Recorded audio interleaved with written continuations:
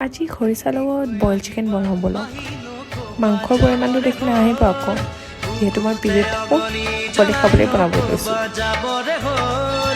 যিদৰে উঠিছে নামিব সিদৰে ওলাহৰে